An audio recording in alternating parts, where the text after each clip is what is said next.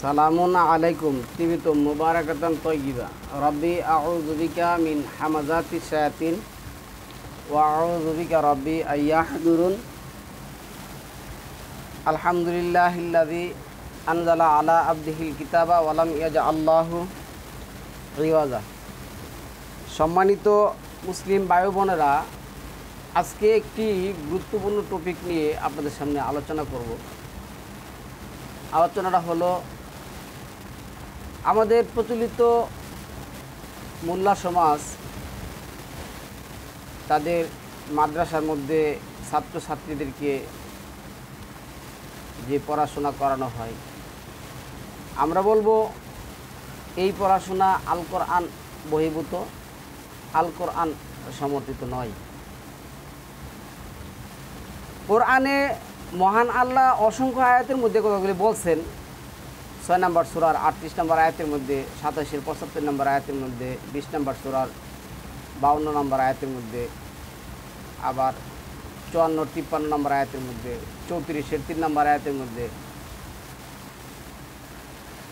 এই আয়াতগুলির মধ্যে মহান আল্লাহ যেটা বলছেন 1964-তে, তোমার রব কোনো কিছু উল্লেখ করতে ভুলেন নাই। এই কোরআনে কোনো কিছু উল্লেখ করতে আল্লাহ বাদ রাখেন নাই।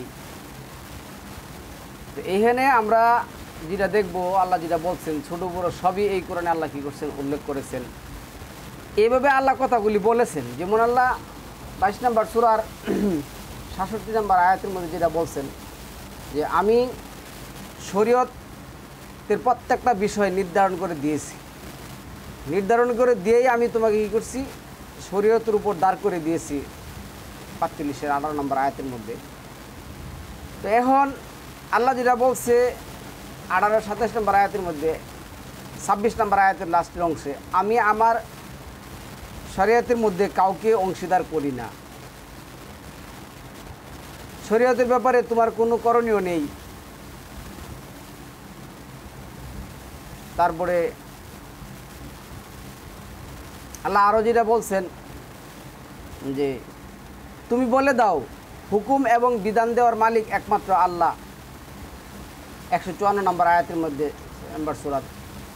তো এইভাবে আল্লাহ যেটা বলছেন 12 নম্বর সূরার 40 নম্বর আয়াতের মধ্যে, 12 নম্বর সূরা 67 নম্বর আয়াতের মধ্যে, 6 নম্বর সূরা 57 নম্বর আয়াতের মধ্যে। এখন আমাদের সাধারণ মানুষ যারা আছেন তাদের একটাই দলিল যে হাজার হাজার মানুষ কি ভুল করতেছেন, তারা কি বুঝেন না, তারা কি কোরআন শরীফ পড়েন না। তাদেরকে এই জিনিসটা বোঝানোর মতন আমাদের কোনো ওই থাকে না। কেননা ওই যে মহান আল্লাহ তো বলে দিয়েছেন 53 নম্বর সূরা 23 নম্বর আয়াতের মধ্যে, 5 নম্বর সূরার 104 নম্বর আয়াতের মধ্যে, 2 নম্বর সূরার 174 নম্বর আয়াতের মধ্যে, 31-20 নম্বর আয়াতের মধ্যে, 7 নম্বর সূরার 70-71 নম্বর আয়াতের মধ্যে। যখনই তাদেরকে আল কোরআন ভিত্তিক দাওয়াত দেওয়া হয়, আল্লাহ ওইটা আছে, যখন তাদেরকে বলা হয় আল্লাহ এবং আল্লাহর রসুল যা বলেছেন তোমরা তার দিকে আসো, তখন তারা বলে কি, আল্লাহ বলছেন কোরআনে, কোরআনের তো সালামুন আলা মুহাম্মদ রসুল হাদিসে বলছেন। এখন এই কতগুলি কথার কারণে, তাদের এই জিদের কারণে তাদেরকে আল কোরআন ভিত্তিক কোনো ইবাদত করানো যায় না, প্রচলিত ইবাদত তাদেরকে করতে হয়। এখন সম্মানিত ভিউয়ার্স, আমরা তাদের কথাটা বাদ দিয়ে যদি প্রচলিত মোল্লা সমাজের কথাটা বলি, এই প্রচলিত মোল্লা সমাজ আমাদেরকে এমন একটা মানে ধাঁধার মধ্যে ফেলে দিয়েছে এবং শয়তান তাদেরকে দূষণ হিসেবে কাজ করতেছে। এটা আছে 25 নম্বর সূরার 31-32 নম্বর আয়াতের মধ্যে, আবার 6 নম্বর সূরার 121-112 নম্বর আয়াতের মধ্যে। শয়তান তাদের পিছে লেগে আছে। আর আল্লাহ তো এটাই বলছেন 45 নম্বর সূরার 23 নম্বর আয়াতের মধ্যে, তারপরে 6 নম্বর সূরার 25 নম্বর আয়াতের মধ্যে, 6 নম্বর সূরার 111 নম্বর আয়াতের মধ্যে, তারপরে 7 নম্বর সূরার 145 নম্বর আয়াতের মধ্যে, 46 নম্বর আয়াতের মধ্যে। যারা নিজের প্রবৃত্তিকে, মনকে আইনদাতা বিধানদাতা বানিয়ে নেই, তারা বানিয়ে বানিয়ে অনেক কিছুই বলে। এই জন্য 6 নম্বর সূরার 56 এবং 93 নম্বর আয়াতের মধ্যে বলছেন, আমি তোমাদেরকে অবশ্যই জিজ্ঞাসা করব তোমরা যে বানিয়ে বানিয়ে এগুলি বলতে, যে আমল করতে। এখন সম্মানিত ভিউয়ার্স, এমনই একটা আমল আমাদের সমাজের মধ্যে খুবই মোস্ট পপুলার একটা আমল। আমরা কোরআনে কিন্তু এই ধরনের সহজ আমল পেয়ে যাই। যেমন আপনি যদি 5 নম্বর সূরা 27 নম্বর আয়াত পড়েন, তাহলে এখানে দেখবেন সালামুন আলা আদমের এক সন্তান আরেক সন্তান কী করছেন? হত্যা করছেন। মানে যে সন্তান কাফির ছিল, ওই সন্তান কী করছেন? মুমিন সন্তানকে হত্যা করছেন। তো মুমিন সন্তানকে যে হত্যা করছেন, হত্যা করার পরে এখানে যে কথাটা আসছে,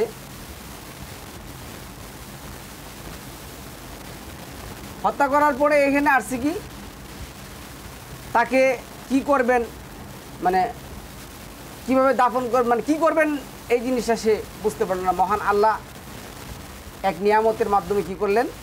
একটি কাক পাঠিয়ে সেরা এই জিনিসটা কী করলেন? সমাধান দিলেন। তো এটাই আসছে, আমরা এখানে দেখবো আল কোরআন ভিত্তিক এই আয়াতগুলি। এখানে দেখুন, তো আজকে আমরা আমাদের যেই অনুষ্ঠানটা সম্মানিত ভিউয়ার্স, অনুষ্ঠানটা হলো জানাজার সালাত বা গায়েবানা জানাজার সালাত, দুটোটাই আমরা একসাথে কথা বলবো। দেখুন, আমরা এই কথাগুলি পরে আসতেছি, দু একটা আয়াত আপনাদের সামনে বলে নেই, তারপরে আমরা বলবো জানাজা কি, জানাজার সালাত কি। মহান আল্লাহ 2 নম্বর সূরা আল বাকারার 3 নম্বর আয়াতের মধ্যে যে কথাটা বলছেন, আল্লাযীনা ইউমিনুনা বিল গায়ব, এই যে গায়েবানা জানাজার সালাত, গায়েব অদৃশ্যের সালাত, ওয়ায়ুকিমুনাস সালাতা ওয়া মিম্মা রাযাকনাহুম ইউনফিকুন, যারা গায়েবের প্রতি ঈমান আনে, সালাত কায়েম করে এবং আমি যে জীবন উপকরণ তাদেরকে দিয়েছি তা থেকে তারা কি করে? ব্যয় করে। তারপরে আল্লাহ বলছেন কি 2 নম্বর সূরার 156 নম্বর আয়াতের মধ্যে, আল্লাযীনা ইযা আসাবাতহুম মুসিবাতুন ক্বালু ইন্না লিল্লাহি ওয়া ইন্না ইলাইহি রাজিউন। এই আসাবা এবং মুসিবা, প্রথম কথাটা হলো আমাদের জানতে হবে মৃত্যু কি বিপদ আপদ মুসিবত? না, মৃত্যু কখনো বিপদ আপদ মুসিবত নয়। মৃত্যু শব্দটার অর্থ হলো স্থান কি করা? চেঞ্জ করা। যেমন আল্লাহ যেটা বলছেন 2 নম্বর সূরা আল বাকারার মধ্যে, কাইফা তাকফুরুনা বিল্লাহি ওয়া কুনতুম আমওয়াতা ফা আহইয়াকুম সুম্মা ইউমীতুকুম সুম্মা ইউহয়িকুম সুম্মা ইলাইনা তুরজাউন। কিভাবে তোমরা আল্লাহর সাথে নাফরমানি করতেছো? তোমরা তো ছিল মৃত, তোমাদেরকে আল্লাহ কি করছেন? জীবন দিয়েছেন। তো জীবন দেওয়ার একমাত্র কারণ কিন্তু 49-13 নম্বর আয়াতের মধ্যে বলছেন, লিআবলুয়াকুম আইয়ুকুম আহসানু আমালা। আমি তোমাদেরকে জীবন দিছি, তার একটা কারণ হলো তোমরা কর্মে আমার কাছে কে উত্তম হবে। তা আমাদের এইখানে কর্মের স্থান, আমরা এখানে কর্ম করব, করে আমাদের প্রাপ্তির জন্য আমরা কি করব? স্থান ত্যাগ করব। এই প্রাপ্তির জন্য স্থান ত্যাগ করাটা, এটা হলো বারজাখ একটা জীবন। এটা 23 নম্বর সূরার 99-100 নম্বর আয়াতের মধ্যে আসছে। এই বারজাখ জীবনের পরে আমাদেরকে ইয়াউমুল হাসরে উড়ানো হবে, অনফি হাফিজ সুর, আমাদেরকে কী করা হবে? নতুন আকৃতিতে দাঁড় করা হবে। এবং আমাদের এই আমলের আল্লাহ যেটা বলছেন 18 নম্বর সূরার 49 নম্বর আয়াতের মধ্যে, ওয়াজাদু মা আমিলু হাদারা, প্রত্যেকেই তাদের আমল কী করবে? উপস্থিত পাবে। তো আমলের ইয়া দেওয়া হবে। তো এখন তো মনে করেন যে আমলের হিসাব সব কিছু যদি আসছে, বলে দে মার রাব্বুকা আমার দিনুকা আমার নাব্বিউকা, মরলে এই প্রশ্ন করা হবে। আল কোরআনের কোথাও নেই। মৃত্যু নিয়ে মানুষকে যত রকমের মিথ্যা কথা প্রচলিত মোল্লা সমাজ সাজাইছেন, তা বলতে গেলে কয়েক ঘন্টা লেগে যাবে। তো এইখান থেকে আপনি স্থান ত্যাগ করে কি করবেন? আরেকটা জগতে যাবেন। তো ওইখানে আয়সা জিজ্ঞাসা করবে, এই কথা কি আমাদের থাকতে হবে না? কোরআনে তো থাকতে হবে। মহান আল্লাহ 16 নম্বর সূরার 32 নম্বর আয়াতের মধ্যে যেটা বলছেন, আর তোমরা যাও আমার ওই বন্দার কাছে যে আল কোরআন ভিত্তিক জীবন যাপন করে আসতেছিল, সে ছিল পবিত্র, তাকে গিয়ে বলো সালামুন আলাইকুম উদখুলুল জান্নাতা বিমা কুনতুম তা'লামুন, তোমাদের ওপর আল্লাহ শান্তি বর্ষিত হোক। তোমরা যে আমল করে আসতেছিলে তার বিনিময়ে তোমরা জান্নাতে কী করো? প্রবেশ করো। তার বিনিময়ে তোমরা জান্নাতে প্রবেশ করো। তাহলে তার বিনিময়ে আমরা কি করব? জান্নাতে প্রবেশ করব। তাহলে আপনার এই জীবনের সময় যখন শেষ হয়ে যাবে, আপনাকে কি করতে হবে? পরবর্তী জীবনের জন্য প্রস্তুতি নিয়ে স্থান ত্যাগ করতে হবে। মৃত্যুর একটা নামই হলো স্থান ত্যাগ করা। এখন আমাদের সমাজের মধ্যে যে নিয়মটা চালু আছে, জানাজা নামাজ, এই জানাজা নামাজ শব্দটা কিন্তু আল কোরআনে নেই। জানাজা অর্থ কি? জানাজা শব্দটা কোথায় থেকে আসছে আমি পরে বলতেছি, যদি পুরো টপিকটা শুনুন তাহলে বুঝতে পারবেন। তাহলে সম্মানিত ভিউয়ার্স, দেখুন এখানে আমি যে কথাটা আপনাদেরকে বলবো,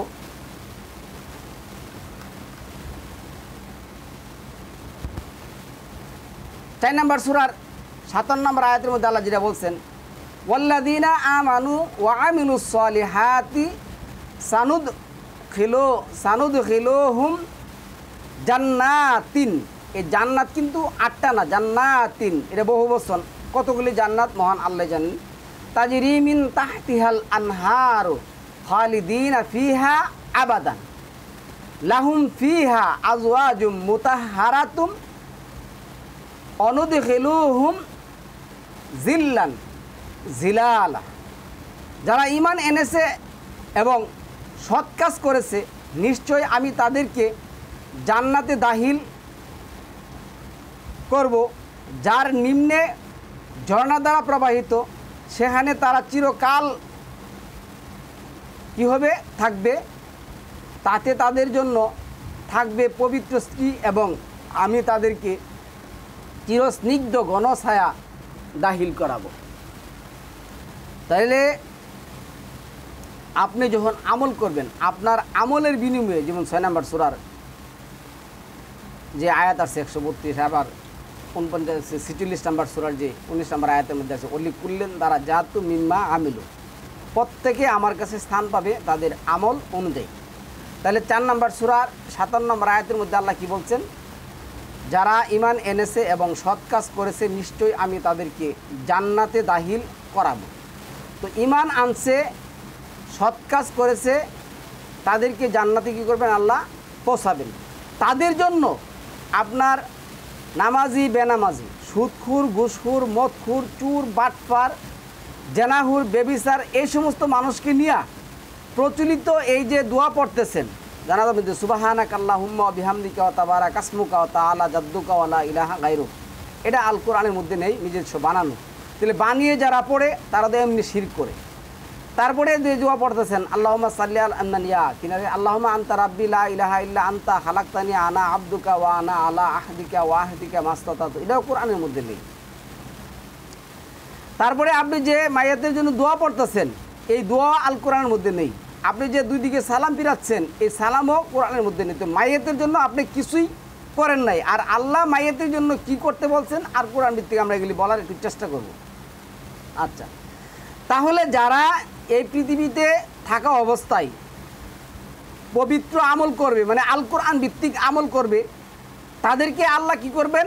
জান্নাতে প্রবেশ করাবেন। তাদের জন্য আপনার এই সমস্ত কাজ কারবারের দরকার নেই। যেমন সালামুন আলা আদমের সন্তানের জন্য ছিল না, আদমের সন্তানের জন্য 5 কাপড়ের দরকার ছিল না, আদমের সন্তানের জন্য লাহাত কবর করার দরকার ছিল না, আদমের সন্তানের জন্য প্রচলিত এই জানাজা মানাজা কিচ্ছুর দরকার ছিল না। তারা কিন্তু আবার নিজেরাও বলে সালামুন আলা মুহাম্মদের জানাজা এভাবে হয় নাই। তাহলে সালামুন আলা মুহাম্মদের জানাজা যদি এই প্রচলিত নিয়মে না হয়, তাহলে আপনারা কিসের জন্য আমাদের জন্য জানাজা পড়তেছেন?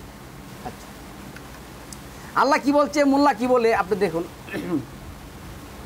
এরপরে 10 নম্বর সূরা 37 নম্বর আয়াতের মধ্যে আল্লাহ যেটা বলছেন, আর এই কোরআন আল্লাহ ছাড়া অন্য কারো রচিত নয়, উপরন্ত তা পূর্বে যা নাজিল হয়েছিল তার সমর্থক আর বিস্তারিত ব্যাখ্যাকৃত কিতাব। এটা কি বিস্তারিত ব্যাখ্যা? এনে আল্লাহ বলছেন মিন দুনিল্লাহি ওয়ালাকিন তাসদিকাল্লাযী বাইনা ইয়াদাইহি ওয়া তাফসীলাল কিতাব। তাসদিক, এই কোরআন কি তাসদিক, ব্যাখ্যাকৃত।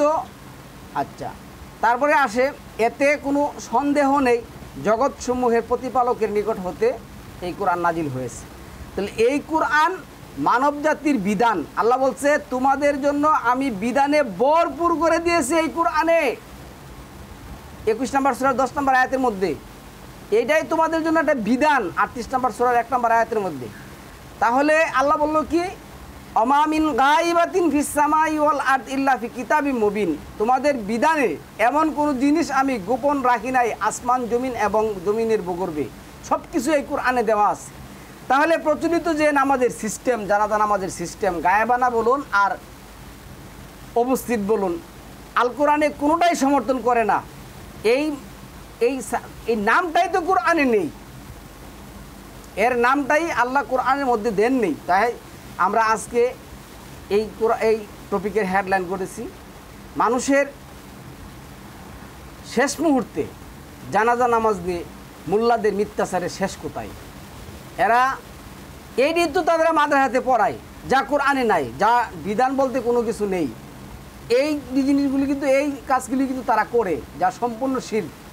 এখানে আমি আপনাদেরকে যেটা বলবো, এই যে 10 নম্বর সূরার 111 নম্বর আয়াতের মধ্যে যেটা আসছে, এদের কাহিনী সম্মুখে বুদ্ধশক্তি সম্পন্ন মানুষদের জন্য শিক্ষণীয় বিষয় আছে।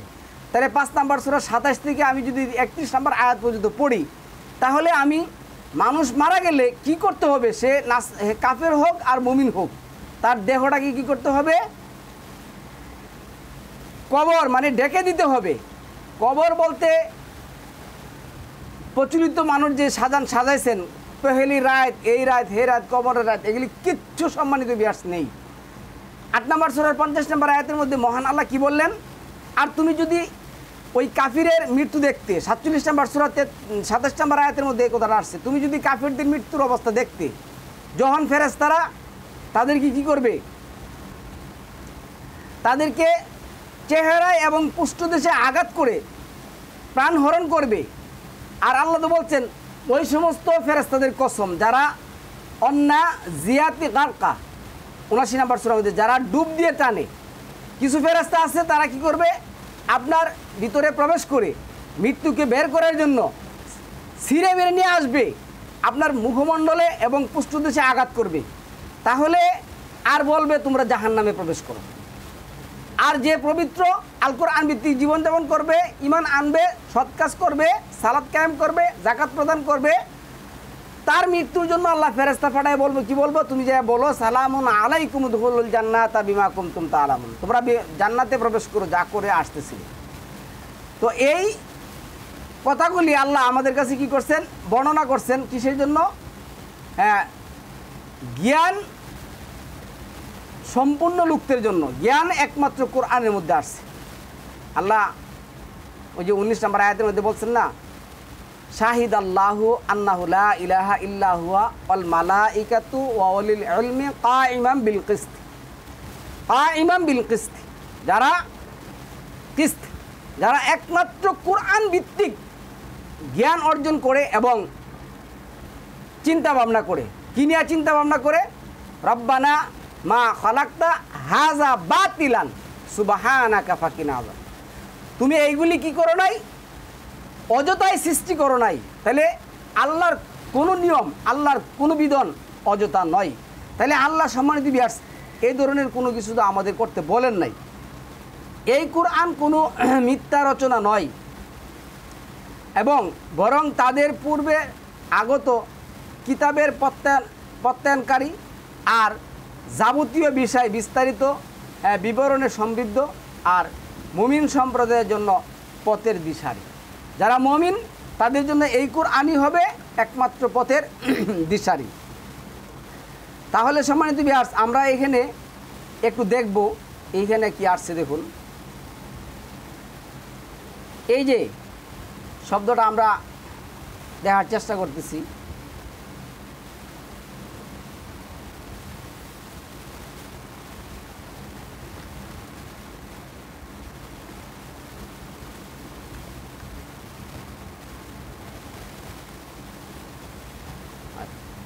এখানে আমি যেটা বলছিলাম, জানাজা শব্দটার অর্থ হলো মৃত লোক, অথবা আর একটা অর্থ হলো গোপন রাখা, মানে কোনো কিছুকে ডাকিয়ে দেওয়া। 5 নম্বর সূরার 31 নম্বর আয়াত, 27 থেকে 31 নম্বর আয়াত আছে।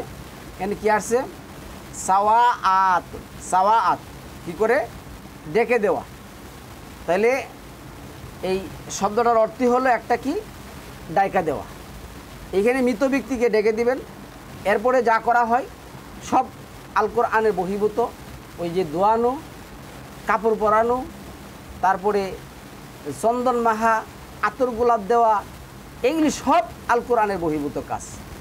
একটাও এগুলি নেই। বরং আল্লাহ কোরআনে কি বলছে শুনুন একটু মনোযোগ দিয়া। আমি বলতেছি, কিয়ামতের দিন আল্লাহ বলবেন, তোমরা আমার নিকট তেমনই নিঃসঙ্গ অবস্থায় হাজির হয়েছো যেমনভাবে আমি তোমাদেরকে প্রথমবার সৃষ্টি করেছিলাম। আল্লাহর সাথে যখন সাক্ষাৎ করবে তখন কী বলবেন? তোমাদেরকে যা দান করেছিলাম তা তোমরা তোমাদের পেছনে ফেলে রেখে এসেছো। আল কোরআনে আমাদের জন্য যেই এবাদত বন্দিগি, যেই নিয়ামত আল্লাহ কী করছেন? দান করছেন কোরআনের মাধ্যমে, আমরা তা কী করি নাই? পালন করি নাই। আমরা কি করলাম? তা এই দুনিয়ার লোভ লালসায় পড়ে, এই দুনিয়ার আলেমদের পিছনে পড়ে, এই দুনিয়ার প্রচলিত যে আলেম আছে তাদের পিছনে পড়ে আল কোরআনের বিধানকে আমরা কি করছি? অ্যাভয়েড করেছি এবং নেগলেক্ট করেছি। এসেছো আর তোমাদের সাথে সেই সুপারিশগণকেও দেখি না যাদের সম্পর্কে তোমরা ধারণা করতে যে তোমাদের কার্য উদ্ধারের ব্যাপারে তাদের অংশ আছে। আজকে যারা আমরা বলতেছি যে ভাই আপনি বলছেন কোরআনের মধ্যে জানাজার সালাত নেই, এই নেই সেই নেই, কিন্তু মানুষ তো হুজুররা তো পড়তেছেন, হুজুররা কি ভুল করতেছেন? তখন আপনার এই হুজুররা আপনার চোখের সামনে থাকবে না।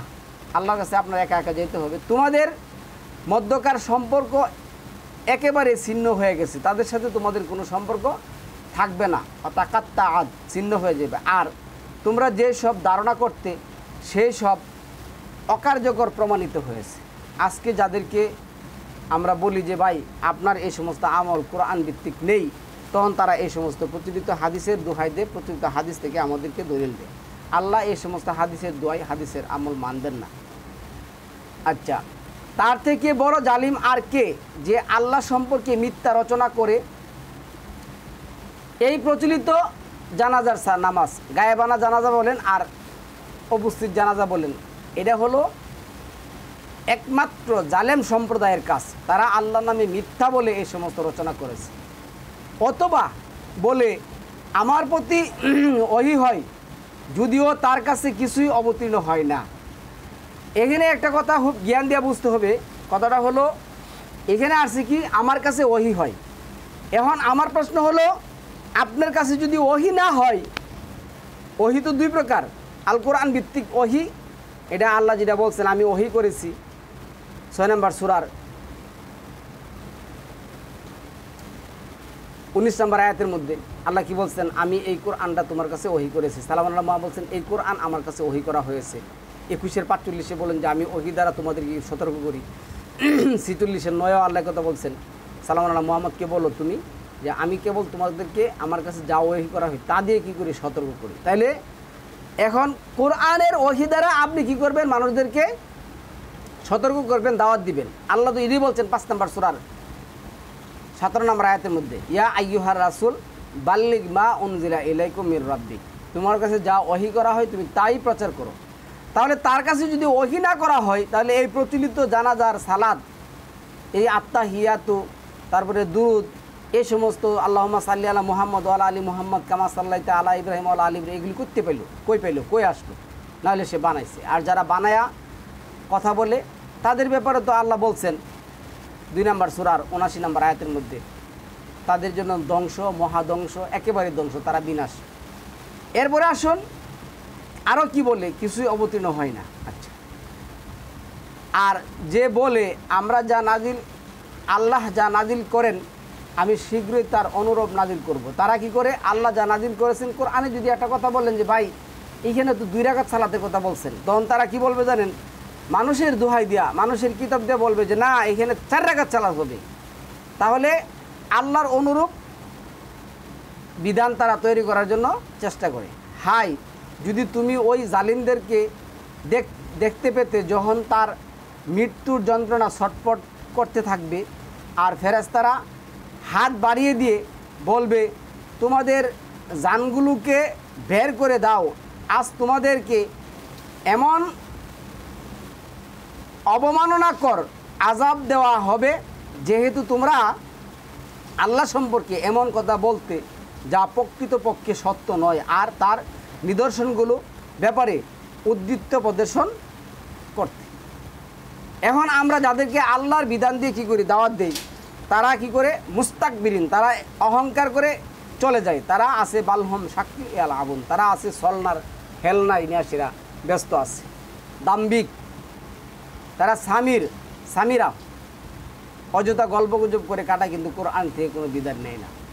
যা হোক সম্মানিত ভিউয়ার্স, এইখানে আল্লাহ যেটা বলছেন, মানে 2 নম্বর সূরার 159 নম্বর আয়াতের মধ্যে, ইন্নাল্লাযীনা ইয়াকতুমুনা মা আনজালনা মিনাল বায়্যিনাতি ওয়াল হুদা মিন বা'দি মা বায়্যানাহু লিন-নাসি ফিল কিতাব।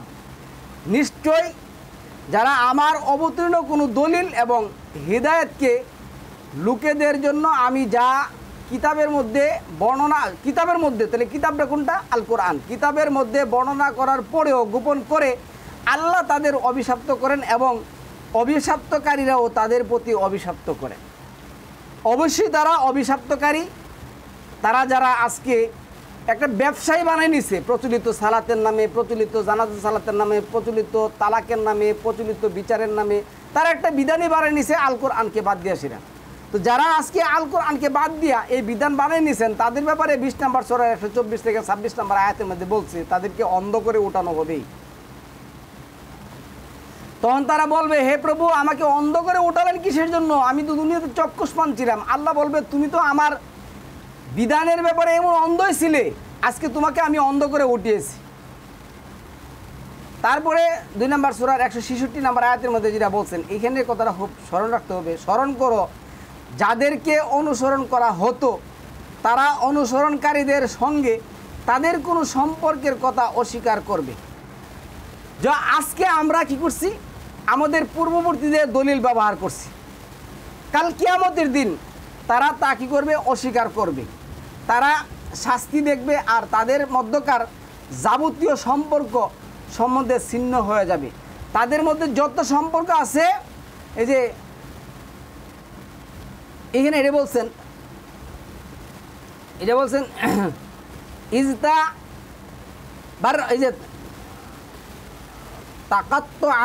তাকাত্তুআত বিহুমুল আসবাব, তাদের সাথে তাদের যাবতীয় সম্পর্ক কী করবে, সেট হয়ে যাবে, তাদের সাথে কোনো সম্পর্ক থাকবে না। খুব সাবধান সম্মানিত ভিউয়ার্স, আমি আপনাদের সামনে এই গুরুত্বপূর্ণ টপিকটা করতেছি। আজকে দেখুন, সারা জিন্দিগি ভর সালাত করে না, জাকাত করে না, মানে কোরআন ভিত্তিক কোনো আমল করে না, বয়ংশ আরও কুফুরি করে বেড়ায়। সে যদি মনে করে যে তার জানাজার সালাতের মধ্যে বিশাল অঙ্কের লোক হয়েছে, তাহলে সে জান্নাতি মনে করে। কেমন ধরনের একটা নাফরমানি কথাবার্তি! আরে কত ধরনের নাফরমানি কথাবার্তি রে ভাই! এই প্রচলিত মোল্লা সমাজ আপনাকে আমাকে এক ভয়ঙ্কর ফাঁকির মধ্যে রেখে দিয়েছেন, যা আমাদের জন্য জাহান্নাম হবে চিরস্থায়ী একটা ঠিকানা এই মোল্লা সমাজের কথার কারণে। 16 নম্বর সূরার 30 নম্বর আয়াত আমি এই কারণে পড়তেছি, এনেছে ওয়াকিলা লিল্লাযীনা তাকাউ মাযা আনজালা রাব্বুকুম। মুত্তাকিদের যখন বলা হয় তোমাদের প্রতিপালক কি অবতীর্ণ করেছেন,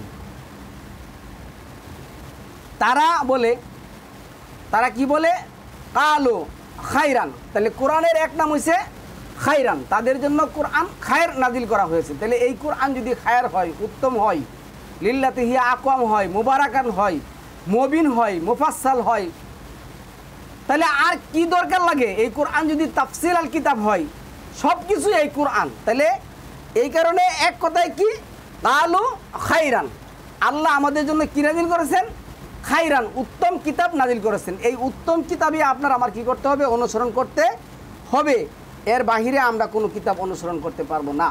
এটা 16 নম্বর সূরা 30 নম্বর আয়াতের মধ্যে, 16 31 নম্বর আয়াতের মধ্যে বলছে, তাদের জন্য যারা বলে, যারা কোরআনকে খায়ের বলে, একমাত্র কোরআনের উপর ইস্তেকামত থাকে, তাদের জন্য আল্লাহ কি বলছেন, তারা হলো স্থায়ী জান্নাত, যাতে তারা প্রবেশ করবে তার নিম্ন দেশ দিয়ে ঝর্ণা দ্বারা প্রবাহিত, তারা যা ইচ্ছে করবে সেখানে তাদের জন্য তাই আছে। আল্লাহ মুত্তাকিদের এভাবে পুরস্কৃত করবেন। কারো দোয়া, বেশি বেশি মানুষের জানাজা, গায়েবানা জানাজা, 2-3 জানাজার জন্য আল্লাহ আপনাকে জান্নাতে দিবেন না। যদি 2 দিন ধরে জানাজা না হয়, আল্লাহ আপনার কর্মের কারণে আপনাকে জান্নাতে দিবেন। এইখানে 16 নম্বর সূরা 32 নম্বর আয়াতের মধ্যে এটাই বলছিলাম আমি, যে আল্লাযীনা তাতাওয়াফাহুমুল মালাইকাতু তাইয়্যিবিনা ইয়াকুলুনা সালামুন আলাইকুম উদখুলুল জান্নাতা বিমা কুনতুম তা'লামুন, তাদেরকে জান্নাতে প্রবেশ করিয়ে দাও। তারপরে 80 নম্বর সূরার এই যে আয়াতটা এখানে আসছে, এই যে কবর, সুম্মা আমাতাহু ফা আকবারা, অতঃপর তার মৃত্যু ঘটান এবং তাকে কবরস্থ করেন। এই মৃত্যু ঘটান মানে কি? তাকে এই স্থান ত্যাগ করার জন্য, এই স্থানের পরিসমাপ্তি ঘটানোর জন্য তার রুহ কী করা হয়? নিয়ে নেওয়া হয় বার্জাক জীবনে দিয়ে দেওয়ার জন্য। তার এই দেহ মাটির সাথে মিশে যায়, নতুন করে অনফি হাফিজ সুর, নতুন করে তাকে আবার কী করা হবে? গঠন করা হবে। তাহলে সম্মানিত ভিউয়ার্স, আমরা এখানে এই আয়াতগুলি দেখছি, তার দ্বারা এটাই প্রমাণ হয় যে প্রচলিত জানাজা নামাজ বলতে কোনো নামাজ কোরআনের মধ্যে নেই, এগুলি প্রচলিত মোল্লা সমাজের বানানো। তো এইখানে আল্লাহ যে কথাগুলি বলছেন আমরা এই কথাগুলি দেখব। 9 নম্বর সূরা 80 নম্বর আয়াতের মধ্যে বলছেন, আমার এক ভাই প্রশ্ন করেছিল 9 নম্বর সূরা 80 এবং 84 নম্বর আয়াত নিয়ে। ভাই, আমি এই আয়াতগুলি দিয়ে বলতেছি, আল্লাহ কি বলছে দেখেন, ইস্তাগফির লাহুম আও লা তাস্তাগফির লাহুম ইন তাস্তাগফির লাহুম 70 মাররাতান ফালা ইয়াগফিরাল্লাহু লাহুম, তুমি তাদের জন্য ক্ষমা প্রার্থনা করো বা না করো উভয়ই সমান। তুমি তাদের জন্য 70 বার ক্ষমা প্রার্থনা করলেও আল্লাহ কখনো তাদেরকে ক্ষমা করবেন না। যারা কোরআন ভিত্তিক জীবন যেমন করেন না, কোরআন ভিত্তিক কালেমা যারা পড়ে না, কোরআন ভিত্তিক সালাত যারা পড়েন না, কোরআন ভিত্তিক জাকাত যারা প্রদান করেন না, কোরআন ভিত্তিক জীবনযাপন যারা করে না, কোরআন ভিত্তিক ব্যবসা বাণিজ্য রাষ্ট্র যারা পরিচালনা করে না, তাদের জন্য ক্ষমা চাওয়া আর না চাওয়া উভয়টাই সমান, তাদেরকে ক্ষমা করা হবে না, এই কথাই আল্লাহ বলছেন। তারপরে এখানে আসে দেখেন এই 84 নম্বর আয়াতের মধ্যে যেটা বলছেন 9 নম্বর সূরার, ওয়ালা তুসাল্লি আলা আহাদিম মাতা আবাদান ওয়ালা তাকুম আলাল কাবরিহি, তাদের জন্য আল্লাহর কাছে এই সাল্লি অর্থ প্রার্থনা করা, আবেদন করা, নিবেদন করা যে তাকে ক্ষমা করে দাও, তাকে মাফ করে দাও, এই সমস্ত কথাবার্তা কী করা যাবে না, বলা যাবে না। এবং তার কবরের পাশেও, তার সমাধিস্থলেও যাওয়া যাবে না, তার সমাধির স্থলেও কী করা যাবে না, যাওয়া যাবে না।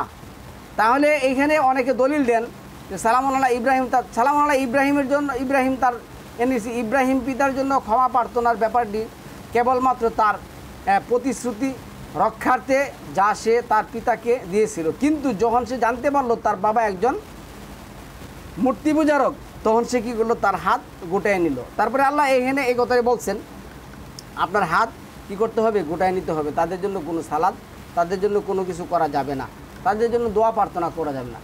এরপরে এখানে আসছে দেখুন, এই জানাজার সালাতের ব্যাপারে উদাহরণ আল্লাহ দিচ্ছেন। এখানে একটা জিনিস দেখাই 34 নম্বর সূরা 14 নম্বর আয়াতের মধ্যে, অতঃপর আমি যখন সুলাইমানের মৃত্যু ঘটালাম তখন গুনে পোকাই জিনদেরকে তার মৃত্যু সম্পর্কে অবহিত করলো। তারা সুলাইমানের লাঠি খেয়ে যাচ্ছিল, যখন সে পড়ে গেল তখন জিনেরা বুঝতে পারলো যে তারা নিজেরাও যদি অদৃশ্য বিষয়ে সম্পর্কে অবগত থাকতো তাহলে তাদের লাঞ্ছনাদায়ক শাস্তির মধ্যে পড়তে হতো না। তাহলে দেখা গেছে কি, সালামুন আলা সুলাইমানের যে জানাজা, মানুষ টেরই পায় নাই সুলাইমান কখন কী করলেন, মৃত্যুবরণ করলেন, এই আয়াত দ্বারা প্রমাণিত জানাজা কোথায় থেকে আসলো। তারপরে সালামুন আলা ঈসা, একই কথা, সালামুন আলা ঈসা জানতো না। এখানে যেটা বলছেন, তুমি আমাকে যে ব্যাপারে নির্দেশ করেছো তাছাড়া আমি তাদেরকে অন্য কিছু বলিনি, তা এই যে তোমরা আল্লাহর ইবাদত করো যিনি আমার এবং তোমাদের প্রতিপালক, আর তাদের কাছ কর্মের ব্যাপারে সাক্ষী ছিলাম যতদিন আমি তাদের মধ্যে ছিলাম। অত্রপর মা দুমতু হাইয়া, অত্রপর যখন তুমি আমাকে উঠিয়ে নিলে তখন তুমি ছিলে তাদের কার্যকলাপের তত্ত্বাবধান। এখানে কিন্তু একটা কাহিনী আসছে যে ফালাম্মা তাওয়াফাইতানি মৃত্যু, এই তাওয়াফাইতানি যে মৃত্যু আমি সামনে বলতেছি, তারা বলে উঠায় নিছেন। উঠায় কেমনে নিছেন? জীবিত অবধি নিছেন, আবার আসবেন। এগুলো সম্পূর্ণ মিথ্যা কথা। মৃত্যু, তাওয়াফানি শব্দ অর্থ মৃত্যু। আমি দুইটা আয়াত আপনাকে দিচ্ছি। এরপরে কুন্তু আন্তার রাকিবা আলাইহিম ওয়া আন্তা আলা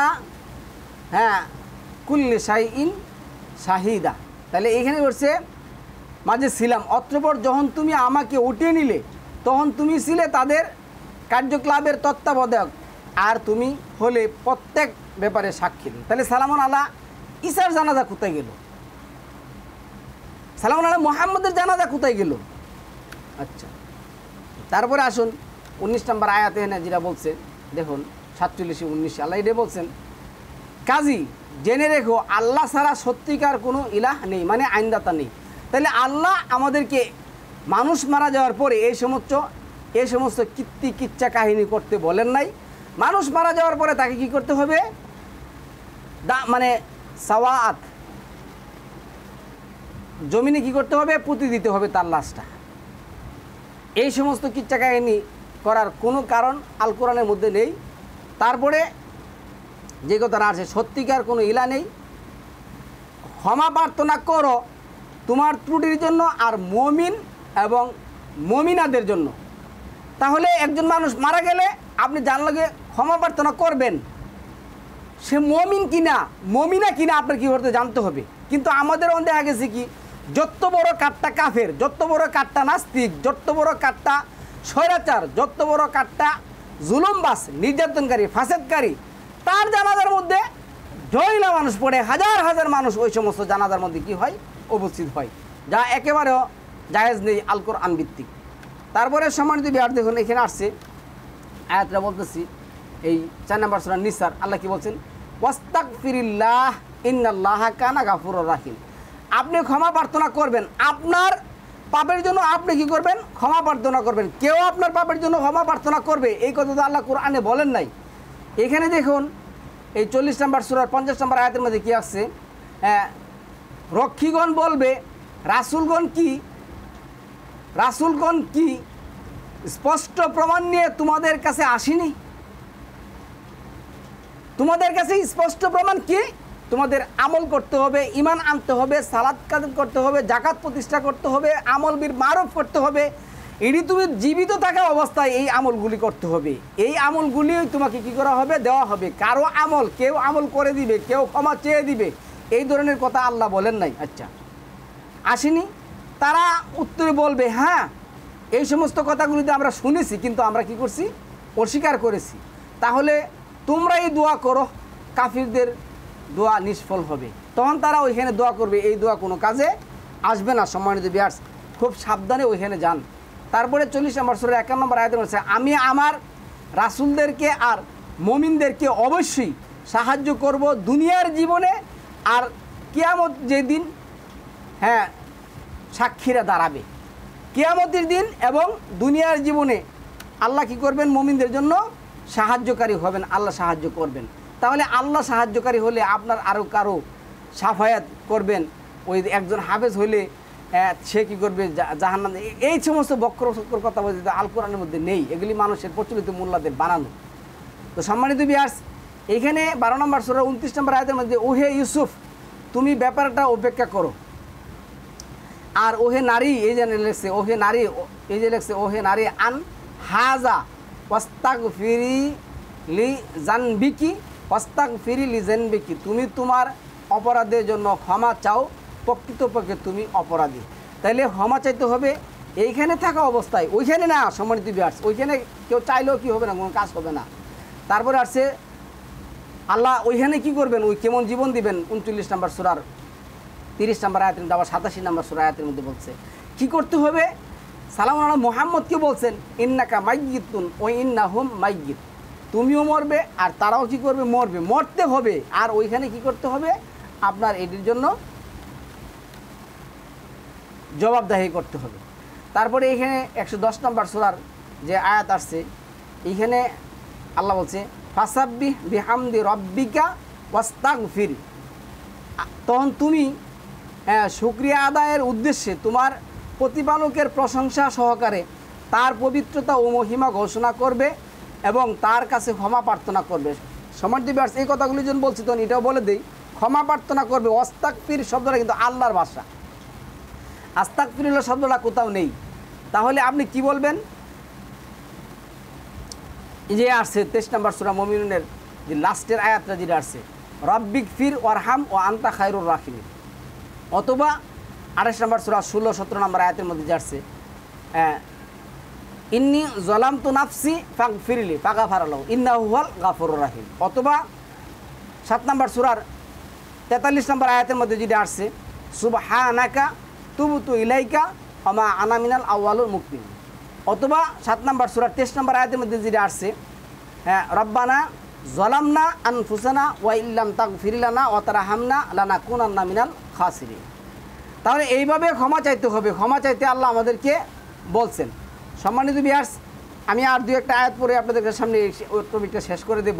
আর দুই একটা আয়াত এনে বলতেছি, এটা 7 নম্বর সূরার 71 নম্বর আয়াতের মধ্যে এটাই বলছে, সে বলল তোমাদের উপর তোমাদের প্রতিপালকের অসন্তোষ ও ক্রোধ নেমে এসেছে, তাহলে তোমরা কি আমার সঙ্গে এমন কতগুলো নাম সম্পর্কে বিতর্ক করেছো যেগুলোর নামকরণ তোমরা আর তোমাদের বাপদাদারা রেখেছে। এই সমস্ত জানাজার সালাতের নাম তোমরা রাখছো, তোমাদের বাপদাদারা রাখছে, এই সালাতের নাম আল্লাহ রাখেন নাই। এগুলি নিয়ে সেরা কী করে তাদের সাথে তর্ক করে এগুলি এই 53 নম্বর সূরা 23 নম্বর আয়াতের মধ্যে আল্লাহ এটাই বলছেন, ওগুলো তো কেবল কতগুলো নাম যেই নাম তোমরা আর তোমাদের পিতৃপুরুষরা রেখেছো, এর পক্ষে আল্লাহ কোনো প্রমাণ অবতীর্ণ করে নাই। তারা তো শুধু মানুষে আর প্রবৃত্তির অনুসরণ করে, তারা মানুষের অনুসরণ করে, প্রবৃত্তির অনুসরণ করে, আমাদের সাথে তর্ক করে, কোরআনের আয়াতকে, কোরআনের বিধানকে অস্বীকার করে। 22 নম্বর সূরা 71 নম্বর আয়াতের মধ্যে এগুলি বলছে, আর তারা আল্লাহকে বাদ দিয়ে এমন কিছু ডাকে যার সমর্থনে তিনি কোনো দলিল প্রমাণ কী করেন নাই, নাজিল করেন নাই। তাহলে এই কাজগুলি তারা করে। আল্লাহ এখানে বলছেন ক্ষমা চাইতে। এই যে 24 নম্বর সূরার 62 নম্বর আয়াতের লাস্টের অংশে দেখবেন আল্লাহ বলছে ওয়াস্তাগফির লাহুমুল্লাহ, আল্লাহর কাছে ক্ষমা চাও, ইন্নাল্লাহা গাফুরুর রাহিম। আল্লাহর কাছে ক্ষমা চাইতে হবে। 4 নম্বর সূরার 106 নম্বর আয়াতের মধ্যে আল্লাহ বলছেন ওয়ালা তুজাদিল আনিল্লাযীনা ইয়াখতানুনা আনফুসাহুম ইন্নাল্লাহা লা ইউহিব্বু মান কানা হাওয়ান। আচ্ছা, এইখানে আল্লাহ কি বলছে? 7 নম্বর আয়াতের মধ্যে এটা বলছেন। আর 6 নম্বর আয়াতের মধ্যে বলছেন ওয়াস্তাগফিরিল্লাহ ইন্নাল্লাহা কানা গাফুরার রাহিমা। আর আল্লাহর নিকট ক্ষমা চাও, নিশ্চয় আল্লাহ অতিশয় ক্ষমাশীল, দয়ালু। তাহলে আল্লাহর কাছে ক্ষমা চাইতে হবে। 73 নম্বর সূরার 20 নম্বর আয়াতের মধ্যে আল্লাহ বলছেন তোমরা আল্লাহর কাছে ক্ষমা চাও। 60 নম্বর সূরার 10 নম্বর আয়াতের মধ্যে আল্লাহ মুমিন নারী এবং মুমিন পুরুষদের কথা এনেও বলছেন তোমরা আল্লাহর কাছে ক্ষমা চাও। 60 নম্বর সূরার 11 নম্বর আয়াতের মধ্যে আল্লাহ এই কথাই বলছেন। 12 নম্বর আয়াতের মধ্যেও আল্লাহ লাস্টের অংশে এই কথাই বলছেন তোমরা আল্লাহর কাছে ক্ষমা চাও। তাহলে সম্মানিত ভিউয়ার্স, আমাদেরকে আল্লাহর রজ্জুটা যেটা আল্লাহ বলছেন 3 নম্বর সূরার 103 নম্বর আয়াতের মধ্যে ওয়াহাতাসিমু বিহাবলিল্লাহি জামিয়া, তোমরা আল্লাহর রজ্জুটাকে একাত্রিতভাবে ধারণ করো। আমরা আল কোরআন ভিত্তিক আল্লাহর রজ্জুকে একাত্রিতভাবে ধারণ করব। এবং আল্লাহ যে আমাদেরকে 3 নম্বর সূরার 102 নম্বর আয়াতের মধ্যে যেটা বলছেন ইয়া আইয়ুহাল্লাযিনা আমানু তাকুল্লাহা হাক্কা তুকাতিহি ওয়া লা তামুতুন্না ইল্লা ওয়া আনতুম মুসলিমুন, তোমরা মুসলিম না হয়ে মৃত্যুবরণ করো না। আমরা শয়তানের তিলাওয়াত করব না। 2-102 নম্বর আয়াত অনুযায়ী এগুলি হলো শয়তানের তিলাওয়াত। তারপরে আল্লাহ এই 6 নম্বর 2 নম্বর সূরার 7 নম্বর সূরার এই যে 126 নম্বর আয়াতের মধ্যে যেটা বলছেন দেখেন, তুমি আমাদের উপর প্রতিশোধ নিচ্ছ শুধু এই কারণে যে আমরা যখন আল কোরআন ভিত্তিক এই টপিকগুলি করি বা আপনাদের কাছে ছাড়ি, ইউটিউবে ছাড়ি, তখন আমাদেরকে একদল বলে যে তারা নবীর হাদিস মানে না, এই না সেই না। সম্মানিত ভিউয়ার্স, এই নবীর হাদিসের নামে, নবীর সুন্নতের নামে আপনাদেরকে যেই ফাঁকি দিয়েছে, যদি আল কোরআন ভিত্তিক একমাত্র জ্ঞান অর্জন না করেন তাহলে কখনো কারো দ্বারা আপনি উপকৃত হবেন না। আল্লাহ আপনাকে যদি উপকৃত না করেন, আল্লাহ আপনার অন্তর মোহর মেরে দেবে। তাহলে রাব্বানা আফরিদ আলাইনা সবরাও ওয়াতাওয়াফানা, এই যে তাওয়াফানা, এই যে তাওয়াফা শব্দটা আছে, ওয়াতাওয়াফানা মুসলিমিন। এনে কি বলছে, তুমি আমাদের উপর প্রতিশোধ নিচ্ছ শুধু এই কারণে যে আমাদের কাছে যখন আমাদের প্রতিপালকের নিদর্শন এসেছে তখন আমরা তাতে বিশ্বাস স্থাপন করেছি। আমাদের কাছে কোরআন আসছে, আমাদের জন্য কোরআন যথেষ্ট। আল্লাহ বলছেন আলাইসা আল্লাহু বিকাফিন আবদা, 39-36 বন্দার জন্য কি আল্লাহ যথেষ্ট নয়? অথচ আলাম ইয়াকফিহিম আন্না আনজালনা আলাইকাল কিতাবা ইউতলা আলাইহিম, তোমাদের জন্য কি এই কোরআন যথেষ্ট নয় যা আমি নাজিল করেছি তা থেকে কি করা হয়, পাঠ করে শোনানো হয়, আমাদের জন্য যথেষ্ট। যাদের জন্য যথেষ্ট নয়, কোরআন মানে না, তারা উল্টো আমাদেরকে বলে তারা কাফের, তারা এই। এরপরে আল্লাহ যেটা বলছেন, তুমি এই কথা বলো, কি বলো, এই আমাদেরকে ধৈর্য ও দ্রুততা অবলম্বনের গুণ অভিষিক্ত করো, আর মুসলমান হিসেবে আমাদের মৃত্যু দাও, তাওফা। তাহলে সালামুন আলাইহি ঈসার বেলা তাওফা শব্দটা করছেন কি উঠে নিছেন, আর এখানে তাওফা অর্থ মৃত্যু দেওয়া। আরও আয়াত আছে, আমি এখানে দেখাচ্ছি তাওফা শব্দটা। এখানে আসছে কি দেখুন, রব্বি আদখিলনি মিনাল মুলকি ওয়া আল্লামতানি মিন তাওয়িলিল আহাদিস। এরপরে আছে ফাতিরিস সামাওয়াতি ওয়াল আরদ আনতা ওয়ালিয়্যি ফিদ দুনিয়া ওয়াল আখিরাত।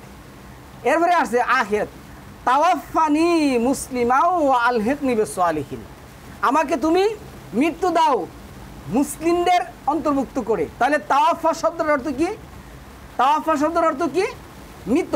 কিন্তু তারা তাওয়াফা শব্দের অর্থ ঈসা আলাইহিস সালামের সময় করছে। ঈসা আলাইহিস সালাম বলে, ঈসা আলাইহিস সালাম হবে না, সম্মান দিবি আসে, সালামুন আলা ঈসা বলতে হবে।